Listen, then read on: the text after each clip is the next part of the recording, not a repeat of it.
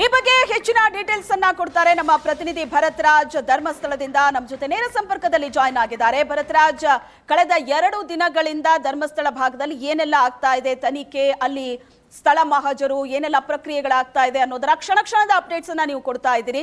ಅಗಿಯೋ ಕೆಲಸ ಅಂತ ಹೋದಾಗ ಇವತ್ತು 2ನೇ ದಿನಕ್ಕೆ ಕಾಲಿಟ್ಟಿದೆ. ನಿನ್ನೆ ಬಹಳ ದೊಡ್ಡ ಎಕ್ಸ್ಪೆಕ್ಟೇಷನ್ ಇತ್ತು, ಯಾಕಂದ್ರೆ ಆ ಅನಾಮಿಕ ತುಂಬಾ ಕಾನ್ಫಿಡೆಂಟ್ ಆಗಿದ್ದ ಈ ಜಾಗದಲ್ಲಿ ನಾನು ಶವ ಕೂತಿದ್ದೀನಿ ಅಂತ, ಬಟ್ ಏನು ಸಿಕ್ಕಿಲ್ಲ.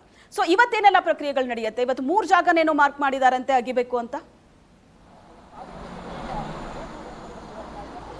ಶ್ವೇತಾ, ಹೌದು.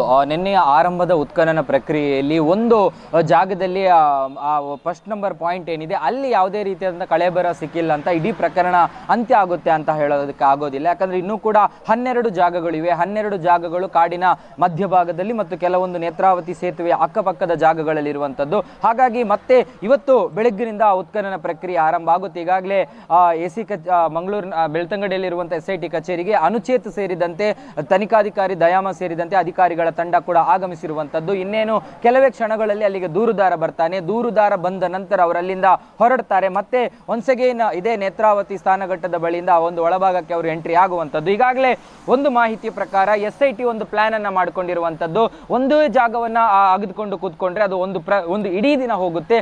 ಆ ಕಾರಣದಿಂದಾಗಿ ಇವತ್ತಿನ ಆ ಒಂದು ಪ್ರಕ್ರಿಯೆಯಲ್ಲಿ ಕಾಡಿನ ಒಳಭಾಗದಲ್ಲಿರುವಂತಹ ಪಾಯಿಂಟ್ ನಂಬರ್ 2, 3, 4 ಅಂದ್ರೆ ಒಟ್ಟು 3 ಜಾಗಗಳನ್ನು ಅಗೆಯುವಂತ ಪ್ರಕ್ರಿಯೆಗಳಿಗೆ ಅವರು ಮುಂದಾಗುವಂತ ಸಾಧ್ಯತೆಗಳಿರುವಂತದ್ದು. ಹಾಗಾಗಿ ಎಲ್ಲಾ ರೀತಿಯ ತಯಾರಿಗಳಾಗಿದೆ. ಅರಣ್ಯ ಇಲಾಖೆಯ ಗುತ್ತಿಗೆ ಸಿಬ್ಬಂದಿಗಳನ್ನ ನೇಮಕ ಮಾಡಲಾಗಿರುವಂತದ್ದು. ಹೆಚ್ಚುವರಿಯಾಗಿ ಕೂಡ ಸಿಬ್ಬಂದಿಗಳನ್ನ ಕರೆಸಿಕೊಳ್ಳುವಲ್ಲಿ SIT ಒಂದು ಪ್ಲಾನ್ ಅನ್ನ ಮಾಡಿದೆ. ಆದರೆ ಈಗ ಇರುವಂತದ್ದು ಅಲ್ಲಿ JCB ಅಥವಾ ಹಿತಾಚಿಯನ್ನು ಬಳಕೆ ಮಾಡಬೇಕಾ ಅನ್ನುವಂಥದ್ದು. ಆದರೆ ಈಗಿನವರೆಗೂ ಕೂಡ JCB ಹಿತಾಚಿಯನ್ನ ಮತ್ತೆ ಬಳಕೆ ಮಾಡುವಂತ ನಿಟ್ಟಿನಲ್ಲಿ ಈ ಒಂದು SIT ತಂಡ ಯಾವುದೇ ನಿರ್ಧಾರಗಳನ್ನು ತೆಗೆದುಕೊಂಡಿಲ್ಲ. ಯಾಕಂದ್ರೆ ನಿನ್ನೆಯ ಘಟನೆಗೂ ಇವತ್ತಿನ ವಿದ್ಯಮಾನಕ್ಕೂ ಒಂದಷ್ಟು ಸಾಮ್ಯತೆಗಳಿರುವಂತದ್ದು. ನಿನ್ನೆ ಅಗೆದಂತ ಜಾಗ ಏನಿದೆ ಅದು ಬಹಳ ನೇತ್ರಾವತಿ ನದಿಗೆ ಸ್ನಾನಘಟ್ಟಕ್ಕೆ ಬಹಳ ಹತ್ತಿರವಾಗಿದ್ದಂಥದ್ದು. ಅಲ್ಲಿ ನೀರಿನ ಹೊರೆತ ಹೆಚ್ಚಿತ್ತು. ಭಾರಿ ಪ್ರಮಾಣದ ನೀರು 2 ಫೀಟ್ ಆಗದ ನಂತರ ಅದು ಒಳಗೆ ಭಾರಿ ಪ್ರಮಾಣದ ಹೊರೆತ ಕಂಡು ಬಂತು. ಆ ಸಂದರ್ಭಗಳಲ್ಲಿ ಏನಾಗುತ್ತೆ ಅಂದ್ರೆ ಆ ನೀರನ್ನ ಹೊರಹಾಕುವಂಥದ್ದೇ ಬಹಳ ದೊಡ್ಡ ಸವಾಲಿನ ಪ್ರಕ್ರಿಯೆ. ಅದರ ಜೊತೆಗೆ ಆ ಒಂದು ವ್ಯಕ್ತಿ ಏನಿದ್ದಾನೆ ಆತನ ಬಹಳ ಸ್ಟ್ರಾಂಗೆಸ್ಟ್ ಪಾಯಿಂಟ್ ಆಗಿ ನಿನ್ನೆ ಆಗದಂತಹ ನಂಬರ್ 1 ಪಾಯಿಂಟ್ ಏನಿತ್ತು ಅದು ಆತನ ಬಹಳ ಸ್ಟ್ರಾಂಗೆಸ್ಟ್ ಪಾಯಿಂಟ್. ಅಂದ್ರೆ 100% ಈ ಜಾಗದಲ್ಲಿ ಮೃತದೇಹದ ಕಳೆಬರಗಳು ಸಿಕ್ಕೇ ಸಿಗುತ್ತೆ, ನಾನು ಇಲ್ಲಿ ಹೂತಿಟ್ಟಿದ್ದಾಗಿ ಬಹಳ ಸ್ಪಷ್ಟವಾಗಿ ಆತ ಉಲ್ಲೇಖಗಳನ್ನ ಮಾಡಿದ್ದ. ಆ ಜಾಗವನ್ನ ಅಗೆಯುವಂತ ಸಂದರ್ಭಗಳಲ್ಲಿ 4 ಫೀಟ್ ಹೋದಾಗಲೂ ಕೂಡ ಆತ ತನ್ನ ಆ ನಿಲುವುಗಳನ್ನ ಬದಲಾಯಿಸಲಿಕ್ಕೆ ಒಪ್ಪಲಿಲ್ಲ. ಆ ಜಾಗದಲ್ಲೇ ಇದೆ, ಇನ್ನಷ್ಟು ಅಗೆಯಿರಿ ಅನ್ನುವಂಥದ್ದನ್ನ ಹೇಳ್ದ. ಅದರ ಜೊತೆಗೆ ಕೇವಲ 6 ಅಡಿ ಏನೋ ಅಗಲಗಳಲ್ಲಿ ಅಗೆಯುವಂತ ಸಂದರ್ಭಗಳಲ್ಲಿ ಆತನ ಉದ್ದೇಶ ನಾನು ಈ ಜಾಗವನ್ನ ಪಾಯಿಂಟ್ ಔಟ್ ಮಾಡಿದ್ದೀನಿ ಅಷ್ಟೇ, ಆದರೆ ಅದರ ಅಕ್ಕಪಕ್ಕದ ಜಾಗಗಳನ್ನ ಕೂಡ ಅಗಿಬೇಕು. ಸುಮಾರು 15 ಫೀಟ್ ಒಂದು ಅಗಲಕ್ಕೆ ಅದನ್ನು ಅಗೆಯುವ ಪ್ರಕ್ರಿಯೆಗಳು ಆಯಿತು. 8 ಫೀಟ್ನವರೆಗೂ ಕೂಡ ಅದನ್ನು ಅಗೆಯುವ ಪ್ರಕ್ರಿಯೆಗಳಾಯಿತು. ಈ ಪ್ರಕ್ರಿಯೆಗಳ ಭಾಗವಾಗಿ ಇಲ್ಲಿ ನಡೆದದ್ದೇನೆಂದ್ರೆ ಒಟ್ಟು ಅಲ್ಲಿ ನೀರಿನ ಹೊರೆತಗಳು ಹೆಚ್ಚಿದ್ದಂಥ ಜಾಗ, ನೀರು ಬಹಳ ರಭಸವಾಗಿ ಹರಿದು ಬರುವಂಥ ಜಾಗ, ಅಂಥ ಜಾಗಗಳಲ್ಲಿ ಮ್ಯಾನ್ಯುವಲ್ ಆಗಿ ಅಗೆಯುವಂಥ ಸಂದರ್ಭಗಳಲ್ಲಿ ನೀರನ್ನು ಹೊರಗೆ ಹಾಕುವ ಪ್ರಕ್ರಿಯೆಗಳಿಗೆ ಬಹಳಷ್ಟು ತಡೆಯಾಗುತ್ತೆ. ಅಂಥ ಸಂದರ್ಭಗಳಲ್ಲಿ JCBಯ ಎಂಟ್ರಿ ಕೂಡ ಒಂದು ರೀತಿಯಲ್ಲಿ ತಾಂತ್ರಿಕವಾಗಿ ಮತ್ತು ಅವರ ಕೆಲಸಕ್ಕೆ ವೇಗವನ್ನು ಕೊಡಬಹುದು. ಆದರೆ ಈಗ ಟೆಕ್ನಿಕಲಿಯಾಗಿ ಮುಂದಿನ ಕಾರ್ಯಾಚರಣೆಗಳಲ್ಲಿ JCB ಬಳಕೆಗೆ ಮತ್ತು ಹಿತಾಚಿಗಳ ಬಳಕೆಗೆ ಒಂದಷ್ಟು ತಾಂತ್ರಿಕವಾಗಿ ಒಂದಷ್ಟು ಅಡೆತಡೆಗಳಿರುವಂಥದ್ದು. ಯಾಕಂದ್ರೆ ಕಾಡಿನ ಮಧ್ಯಭಾಗ ಅದು ರಿಸರ್ವ್ ಫಾರೆಸ್ಟ್ಗೆ ಸೇರುತ್ತೆ. ಭಾರತದ ಕಾನೂನಿನ ಪ್ರಕಾರ ಅರಣ್ಯ ವ್ಯಾಪ್ತಿಯ ಯಾವುದೇ ಜಾಗಗಳಲ್ಲಿ ಅಗೆಯುವುದನ್ನ ಮತ್ತು JCB ಅಂತಹ ಎಲೆಕ್ಟ್ರಾನಿಕ್ ಉಪಕರಣಗಳನ್ನು ಬಳಕೆ ಮಾಡುವುದನ್ನು ನಿಷೇಧಿಸಲಾಗಿದೆ. ಅಂಥದ್ದನ್ನು ತಾಂತ್ರಿಕವಾಗಿ ಒಪ್ಪಲಿಕ್ಕೆ ಸಾಧ್ಯ ಇಲ್ಲ. ಅದು ಯಾವುದೇ ಪ್ರಕರಣಗಳಾಗಿದ್ದರೂ ಕೂಡ ಅವು ನ್ಯಾಯಾಲಯದ ಮೂಲಕವೇ ಪೂರಕವಾದ ದಾಖಲೆಗಳನ್ನು ಸಲ್ಲಿಸಿ ನ್ಯಾಯಾಲಯದ ಪೂರಕವಾದ ಅನುಮತಿಯನ್ನು, ಅದು ಕೂಡ ಈ ರೀತಿಯ ನ್ಯಾಯಾಲಯಗಳ ಹೊರತಾಗಿ ಗ್ರೀನ್ ಟ್ರಿಬ್ಯುನಲ್ಗಳಿಗೆ ಆ ಪ್ರಕರಣಗಳು ವರ್ಗಾವಣೆ ಆಗಬಹುದು ಫ್ಯೂಚರ್ನಲ್ಲಿ ಏನಾದರೂ ಸಮಸ್ಯೆಗಳಾದಾಗ. ಹಾಗಾಗಿ ಅದು ಗ್ರೀನ್ ಟ್ರಿಬ್ಯುನಲ್ನ ಅಂಡರ್ಗೆ ಬರುತ್ತೆ.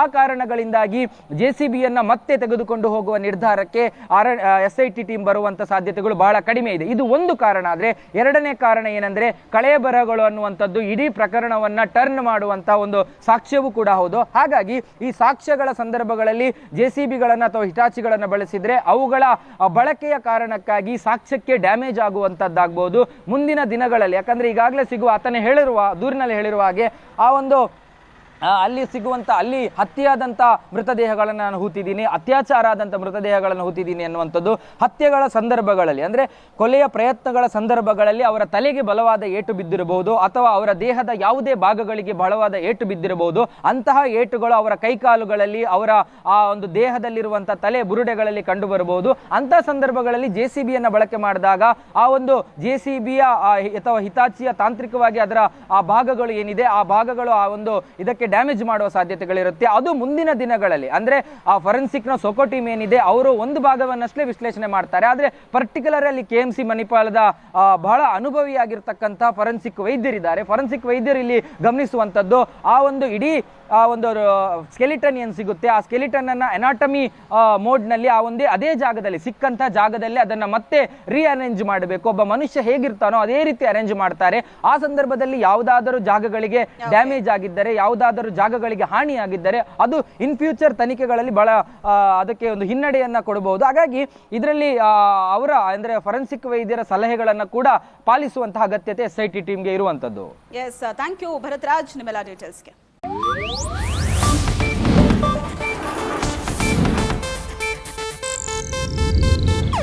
ಇದು ಏಷ್ಯಾನೆಟ್ ನ್ಯೂಸ್ ನೆಟ್ವರ್ಕ್ ಪ್ರಸ್ತುತಿ.